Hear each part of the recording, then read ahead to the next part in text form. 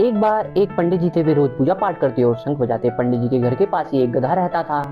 जब भी पंडित जी शंख बजाते तो वह भी ढेचू ढेचू करने लगता। गधा सोचता कि ये मेरे किसी गधे बंधु की आवाज है, और पंडित जी सोचते कि गधे ने अवश्य पिछले जन्म में कोई अच्छे कर्म किए होंगे, इसलिए इस जन्म में भगवान की भक्ति करता है। ऐसा ही कुछ दिनों तक चलता रहा। कुछ दिनों बाद आवाज आनी बंद हो गई तो पंडित जी ने पता किया तो पता चला कि भाई गधा मर गया।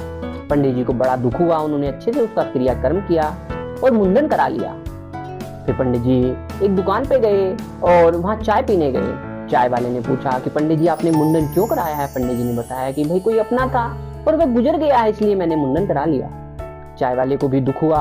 उसने भी अगले दिन मुंडन करा लिया। चाय वाले के यहाँ एक पुलिस वाला आया। उसने पूछा भाई तुमने क्यों मुंडन कराया। उसने बताया कि भाई पंडित जी का कोई अपना था और वह गुजर गया, इसलिए मैंने मुंडन करा लिया। पुलिस वाले ने सोचा भाई पंडित जी का अपना था तो मेरा भी अपना हुआ, इसलिए पुलिस वाले ने भी मुंडन करा लिया। ऐसी ही ऐसी बात पूरे राज्य में फैल गई और जिसे देखो उस वह मुंडन करा रहा है। राज्य में टकलों की संख्या बहुत बढ़ गई। बात राजा तक पहुंची। राजा ने देखा भी सब मुंडन करा रहे हैं, सब टकले हो रहे हैं, तो राजा ने जड़ तक जाने की सोची। उन्होंने पंडित जी को बुलाया और पूछा कि पंडित जी तुम्हारा कौन अपना था जो गुजर गया है। तो पंडित जी ने बताया महाराज एक गधा था, वह गुजर गया है।